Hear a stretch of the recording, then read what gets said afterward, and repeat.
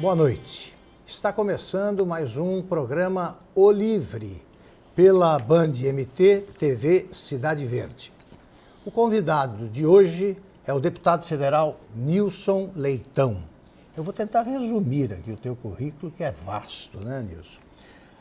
Nilson Leitão foi vereador e depois prefeito de Sinop.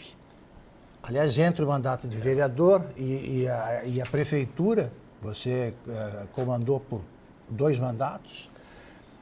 Nilson Leitão foi deputado estadual. Depois da prefeitura, se elegeu deputado federal e está no segundo mandato. Eu registro também que o Nilson Leitão foi líder da minoria em 2013, quando era minoria mesmo. Era minoria. No governo Dilma Rousseff. É presidente do Diretório Regional do PSDB, foi o seu único partido sempre, aqui em Mato Grosso. No momento, é o presidente da Frente Parlamentar da Agropecuária, que é a maior das frentes do Congresso Nacional. Eu vou entrevistá-lo em companhia da Laíse Lucatelli e do Rodrigo Vargas. Os dois são jornalistas do site O Livre, que a partir de janeiro vai provar que informação confiável só é possível com jornalismo independente. Vamos lá então, Nilson. Vou te chamar de Nilson. Prazer. Por motivos óbvios, você é muito jovem.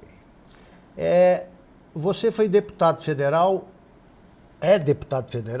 em circunstâncias completamente diferentes do mandato anterior. Está difícil ser deputado neste momento, com confusões envolvendo o judiciário, com a impopularidade crescente do Congresso, do Legislativo, de modo geral, está difícil. Primeiro, um prazer estar aqui com vocês, Rodrigo, Laís e o nosso Obrigado. Augusto Nunes, que sem dúvida nenhuma é um presente para Mato Grosso e cresce muito o jornalismo do nosso estado aqui com vocês. Parabenizo a Band por isso. Na verdade, vivemos um momento de empobrecimento e de miséria na política cada vez mais. Há uma certa mistura de uma situação que o Brasil vive, onde a confiança exagerada, talvez, num setor, e a desconfiança exagerada em outro setor, desequilibra a democracia.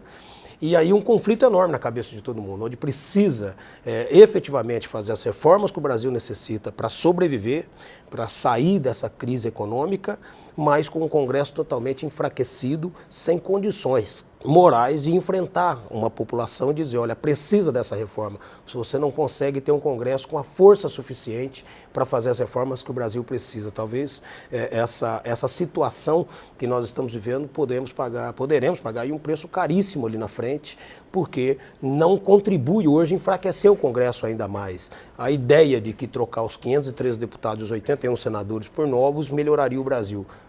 O que precisa melhorar o Brasil é o sistema, é a cultura brasileira. Então, eu vivi sendo um dos ícones aí do impeachment. Pois né? Eu ia lembrar isso aí. Você foi um dos mais veementes defensores. Você está satisfeito, depois você diz isso, com o novo governo? Pode completar a sua resposta. Eu acho que exatamente esse momento desse conflito que atinge o Brasil, onde esse novo governo, vem um novo governo, mas aquilo que tira a presidente Dilma praticamente desembarca também nesse novo governo, ou embarca nesse novo governo, dá essa continuidade com alguns mesmos partidos que fizeram a baldeação, saíram da base da presidente Dilma e continuam na base do presidente Temer, nesse sistema que nós vivemos, tem que fazer isso. E isso é ruim. E, por um outro lado, a Operação Lava Jato, em que não deixou de existir. Ela existiu com a presidente Dilma, levou o PT praticamente todo para dentro da Lava Jato e agora, com o presidente Temer, continua levando todos os partidos e chegando em todos os partidos. O que vai se discutir disso? Como que é deputado numa situação dessa, num país em que as operações sobrepõem totalmente o debate político de desenvolvimento do país? E é uma situação que tem que ser resolvida, tem que ser enfrentada. Deputado, o ano está acabando sob a expectativa dessa chamada delação do fim do mundo da Odebrecht. Como é que está a expectativa nos corredores, nos bastidores do Congresso? Essa possibilidade de vários partidos, inclusive o seu, serem chamuscados aí por essa... É aquilo que não pode ser negado. Talvez a sigla mais utilizada nas prefeituras do Brasil e dos estados brasileiros nos últimos anos em relação ao dia a dia de administrações foi o TAC, que é o termo de ajustamento de conduta, né?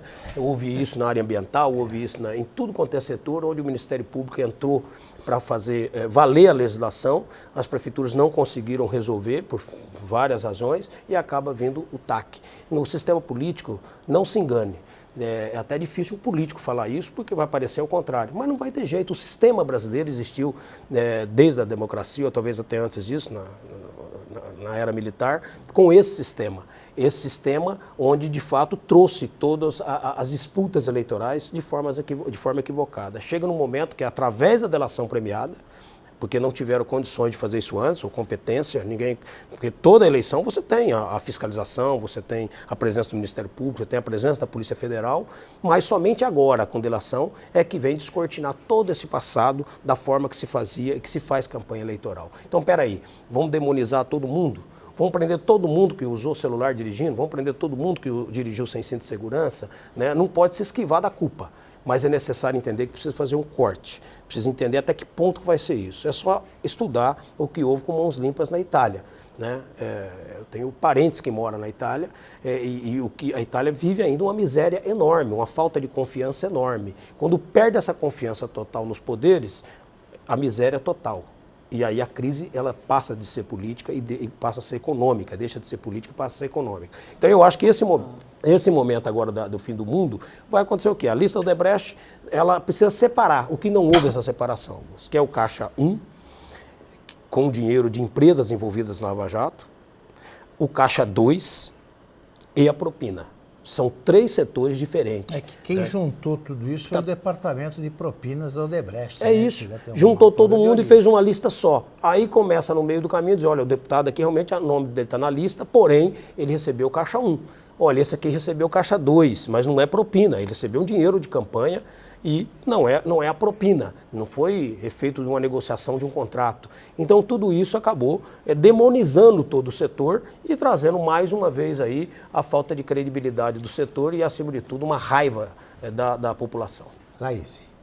Trazendo um pouco a questão para Mato Grosso, onde também há denúncias de Caixa 2 envolvendo o seu partido, o governador eleito Pedro Tax, e o senhor foi apontado na delação do Giovanni Guizardi e no depoimento do Alan Maluf como possível beneficiário de propinas para quitar dívidas de campanha, dívidas de Caixa 2. Né? Como é que o senhor vê essa situação toda, essas denúncias? Como é que o senhor reage a isso? Bom, primeiro, eu fiz uma nota no dia, né? Eu não conheço o Guizardi, nunca ouvi, nunca sentei numa mesa com ele, não conheço pessoalmente nada. Não participo e nem participei de operação como essa, sou muito tranquilo em relação a isso. Aliás, a minha posição era mais fácil, porque eu talvez fui um dos maiores críticos, né, nesse estado do governo anterior, não pessoalmente, eu nunca tripudiei ninguém. Mas asseguro, né, da minha não participação, tanto que o próprio procurador da República, Janot, sem me notificar, arquiva essa fase onde cita meu nome, onde o Guizardi disse que deduziu que pagou um cheque para o deputado. Eu não tive restos a pagar da minha campanha eleitoral. A minha campanha, eu fui o mais votado do estado, tive voto em 141 municípios, não conheço 60 e poucos municípios no estado, mas os meus votos pingaram em todo o estado devido ao meu trabalho que eu consegui fazer. Minha campanha foi extremamente tranquila, barata, como eu sempre fiz minhas campanhas. Eu nunca tive problema com prestação de contas em campanha eleitoral.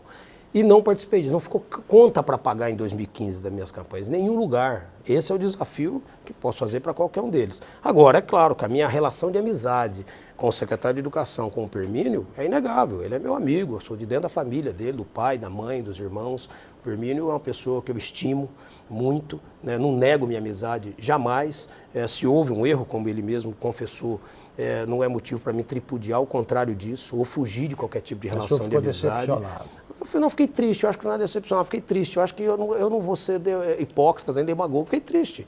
Um irmão seu que pode cometer um erro, uma mãe, isso acontece todo dia na vida da família brasileira. Agora há pouco, uma cena eu acabei de ver, uma carreta tombada na estrada, parou mais de 300 carros para ir lá saquear a mercadoria que estava no chão. São 300 famílias que estavam ali passando uma viagem e pararam para saquear, para pegar essa mercadoria de forma ilegal. Então, esse tripudiar em cima disso, é claro que não tem como alguém não querer achar que tem isso. Quem estava dentro da operação, com certeza absoluta, tem certeza absoluta que eu não participei. certeza. Quem está fora no jornalismo vai ter especulação e vai continuar falando. Mas tudo que você lê sobre o meu nome nessa situação vai ser: eu ouvi falar, eu deduzi, mas ninguém apresenta um documento. Eu não tenho direito de me defender, eu não fui notificado em nada, nada. Ao contrário disso, repito, o Procurador-Geral da República já arquivou conforme o próprio pronunciamento do chefe da GAECO do Estado de Mato Grosso. Deputado, o senhor foi, como se afirmou na imprensa, fiador da indicação do Permínio para a Secretaria de Educação? Se eu tivesse sido consultado, eu teria na hora indicado ele. Ele foi secretário do Dante de Oliveira, foi secretário da Prefeitura de Cuiabá, era cotado para ser candidato a prefeito, né? O Permínio tem no currículo dele 100 itens. Se desses 100 itens, 99 com certeza é para ilibar o nome dele, é para levar o nome dele a qualquer tipo de disputa. A sua família é respeitada aqui pela história, pela honestidade, e todos sabem disso, né? Se tem um item errado nesse currículo, não é isso que eu vou demonizá-lo, ao contrário. Ao contrário, nós temos aqui a recuperar. O Brasil tem mania de dar marretada na cabeça de quem pode errar uma vez. Quem erra 100 às vezes não dá. Eu não, no início do governo Pedro Táxi, basta resgatar todas as matérias, eu fui, como presidente do partido, eu reuni todos os partidos e disse: olha, o governo Pedro Táxi está assumindo um governo que não precisa de um piloto agora, precisa de um mecânico, precisa consertar o Estado. Então ele tem que contratar e colocar alguém da confiança dele. O governador Pedro Táxi teve toda a liberdade de indicar todos os nomes. Se tivesse me perguntado, eu teria indicado com a maior tranquilidade. E não acho nenhum demérito. Quantas pessoas que você vai indicar, e às vezes pode dar certo, pode não dar certo. O Permínio está fazendo um grande trabalho na secretaria. Pode ter cometido um erro, mas não pode também apenas olhar aquela manchinha da caneta na camisa branca. Deputado, tem que, eu acho... Mas não houve essas indicações diretas. Mas se tivesse me perguntado, eu teria indicado. Eu acho ótimo discutir esse assunto, até porque... Não, com toda a tranquilidade. Você tem a oportunidade de deixar tudo muito claro. Claro. O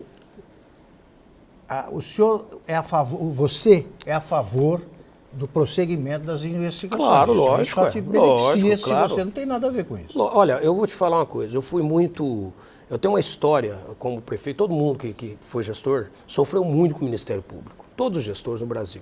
Essa relação é muito difícil, porque o Ministério Público, às vezes, nas cidades, cada gabinete é um Ministério Público diferente. Às vezes, um promotor interpreta aqui, outro interpreta a mesma situação diferente em outro lugar. É uma situação bastante complicada. Eu, como deputado federal, em todas as matérias, para melhorar, aumentar a investigação do Ministério Público, eu fui o primeiro a defender. A PEC 37, eu fui um dos líderes. Aliás, estava lotado aquele congresso naquele dia, e o discurso que ia fazer contra a PEC 37, a favor do Ministério Público, era meu. Eu passei mal naquela noite, acabou sendo o Carlos Sampaio, eu como líder, ele falou em meu nome, inclusive. Citou meu nome: olha, deputado defende. Os delegados ficaram muito chateados. Carlos Sampaio, que é promotor. Carlos Sampaio, que é promotor, que é um grande amigo meu. Agora, na votação da responsabilidade, eu achei que não era o momento de discutir a responsabilidade do Ministério Público junto com as 10 medidas. Acho que o promotor tem que ter responsabilidade pelos seus erros. Tem que pagar pelos erros que faz. Mas eu acho que não pode misturar alhos com bugalhos no momento desse. E foi o único que votei contra. Inclusive foi elogiado pelo Sérgio Moro. Sérgio Moro teve aqui, ele elogiou não a minha, ele elogiou a minha atitude. Eu nem coloquei isso nem na minha mídia social. Não faço esse tipo de demagogia. Poderia até usar, nesse momento está todo mundo falando meu nome, que eu posso estar envolvido na operação, que eu posso não estar, né? Porque é assim que acontece. A gente é executado e execrado pelo que se ouve sem H, né? Então, pelo que se escuta. Mas é normal. Quem está na vida pública tem que entender que só pode lamber suas feridas do portão de dentro para cá, da sua casa. Do portão para fora, você tem que dar satisfação todo dia para poder dizer que você não é culpado. Estamos vivendo o pior momento da política brasileira. É normal isso, e quem não quer fazer isso que vai ter que sair da política. E por que o senhor acha que não é o momento de discutir esse assunto? O próprio ministro Não, o momento não era naquela matéria. Não Era uma matéria projeto. totalmente estranha. Nós estamos discutindo lá as 10 medidas de combate à corrupção. Nós estamos discutindo a delação remunerada, que é um absurdo. Eu votei contra a história. Nós estamos dividindo a sociedade, tirando o que é mais importante na vida da nossa sociedade, que é o respeito, que é a confiança. A hora que você perde a confiança no seu funcionário, no seu chefe, ou no seu contador, ou no seu advogado, que Brasil, que sociedade que é essa? A confiança tem que fazer parte disso, faz parte da nossa história, né? A partir do momento em que um contador pode ir lá, depois que brigou com o seu cliente, denunciar e receber 20% da denúncia que ele lançou a menor, ali ou a maior, um patrimônio de alguém, vai começar a criar uma situação de que nós somos do excesso de zelo que o Brasil não está preparado culturalmente para isso ainda. Olha, nós não podemos ter leis da Suíça para o Brasil, ainda tem que ter um crescimento para isso. Criar a denúncia paga. olha, você pode me dedurar que eu vou te pagar 20%? Não, eu acho que o Ministério Público, a Polícia Federal tem que ter outros instrumentos de investigação, mas não apenas de denúncia. Aliás, eu acho, muita gente acha, isso é a pergunta que vai encerrar esse bloco, muita gente acha que a aplicação das leis em vigor, a efetiva aplicação, já basta, porque a Lava Jato está mostrando. Tanto que o Sérgio Moro já condenou mais de 140, 150 pessoas. Sem isso. Agora, você não acha que esta reação também se deve aos líderes do qual... Vamos especificar, né? Vamos identificar. O fato de ter sido apresentado pelo Renan Calheiros, o primeiro projeto que limita a ação ou que estabelece punições para o juiz que errar. Não está nisso aí também a reação popular? É lógico, claro, foi o que eu disse lá atrás, com a falta de credibilidade que está o Congresso. Como que apresenta isso, dá a impressão que está fazendo em benefício próprio, tá certo? Exato. Eu, Augusto, eu sofri com o Ministério Público muito lá atrás, como prefeito, era o prefeito melhor avaliado do Estado, o que tinha os maiores prêmios do Estado, na Lei de Responsabilidade Fiscal, na Educação, pelo Instituto Ayrton Senna, Carlos Chagas, Fundação Getúlio Vargas, por programas sociais. Eu estava no auge do meu mandato e fui preso. Fiquei 4 dias preso, fui solto numa operação que não tinha nada a ver. Eu estou indenizado, eu ganhei já primeira e segunda instância, eu não fui denunciado, eu fui preso e solto, eu não fui denunciado. A pergunta do Ministério Público era em que situação que estava a obra. Não existia obra, não existia financiamento assinado, não tinha nada, não existia o dinheiro da obra, não tinha nada. A União reconheceu a falha, entrou com a ação depois, um ano depois de sofrer muito, né? Infartei com 36 anos de idade na época, mas nunca me posei de vítima. Eu falei, gente, o tempo é história, não adianta eu dizer que eu não sou culpado. É o tempo que tem que... Porque nesse mundo que nós vivemos, isso acontece todo dia. Você consegue, de 100 pessoas, achar 60, 70, 80 que talvez tenham culpa de falar daquilo, mas você tem 20, 30 que tem uma falha da justiça. Você qualifica isso de abuso de autoridade. Foi um abuso de autoridade. Eu entrei com uma ação contra a União, mas aí que está o pecado. Eu entrei contra a União.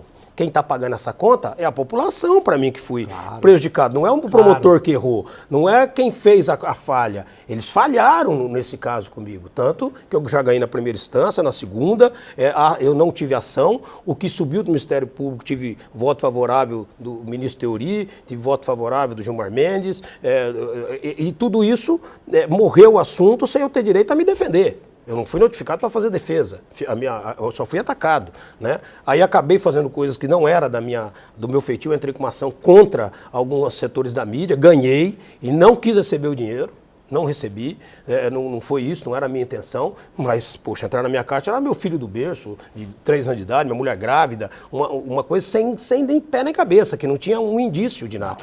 Então, essas situações, o exagero às vezes acontece. Então, o apelo que tem para que o promotor, que às vezes comete essa falha, ele tenha que responder, como você, jornalista, tem que responder quando erra, quando eu, político, quando erro também tem que pagar essa conta, vocês podem ser acionados, eu posso ser acionado, o promotor não pode. Então essa é a discussão que está tendo. Agora, o momento de fazer isso, a forma de fazer isso, tem que ter muito cuidado no momento que nós estamos vivendo. Por quê? Porque a comunicação que está tendo, que tudo que se faz hoje prejudica a Lava Jato, ficou muito forte. Muito forte. Então, um momento em que essa explosão de contrariedade com a classe política, qualquer reação, mesmo que seja republicana, mesmo que seja bom para o Brasil, ela às vezes não vai ganhar, vai ser luta em glória. O que eu fiz nessa votação? Os bastidores. Na hora da votação, que a maioria do plenário queria votar para aprovar o crime de responsabilidade do Ministério Público, eu, além de falar com alguns dos setores, eu falei com vários senadores, e o senador falou, nós não vamos votar. Quer dizer, foi um apelo para votar para desopilar o fígado, ou seja, ia apenas votar, ia morrer no Salão Verde ali e não ia chegar no Senado. Falei, gente, não é momento de discutir isso, vamos discutir, tem a PEC 291 que dá para discutir, provoquei o Ministério Público para isso, junto com a liderança do PSDB, falei, vocês, por favor, apresentem aqui uma proposta do crime de responsabilidade daqueles promotores, porque na hora do concurso não tem teste de caráter. E eu registro também o seguinte, e não é o que faremos no site. A imprensa, historicamente, ela acusa na manchete, desmente e dá o desmentido. Rodapé. Tem manchete que coloca. E a delação está vivendo um grande problema. Mas nós vamos falar disso daqui a pouco. Termina agora o primeiro bloco da entrevista com o deputado Nilson Leitão. Voltamos já já.